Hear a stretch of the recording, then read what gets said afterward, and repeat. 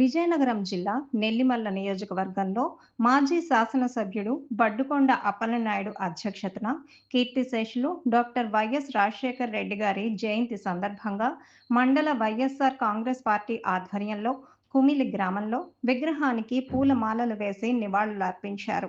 ఈ కార్యక్రమంలో విజయనగరం జిల్లా వైఎస్ఆర్సీపీ అంగన్వాడీ వింగ్ అధ్యక్షురాలు పతివాడ కృష్ణవేణి మాట్లాడుతూ ప్రస్తుత కూటమి ఎమ్మెల్యే నెల్లిమల్ల ప్రజలను బానిసలుగా చేశారని, ఇకపై చూస్తూ ఊరుకోమని ఆగ్రహం వ్యక్తం చేశారు.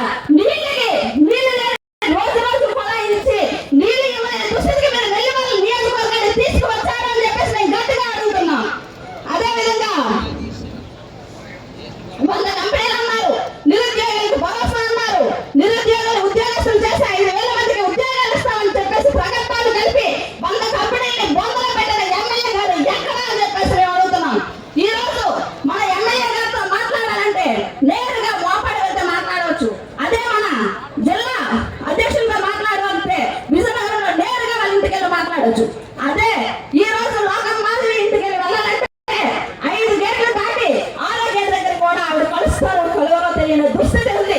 నెల్లిమల్ల నియోజకవర్గ ప్రజలకే కాదు, వాళ్ళ పార్టీలో పనిచేసిన కార్యకర్తలు కూడా ఈ దుస్థితి ఉందని చెప్పేసి అందరూ గమనించి మనందరం కూడా నడుచుకోవాలని చెప్పేసి ఈ సభ మూలంగా నేను తెలియజేస్తున్నాను.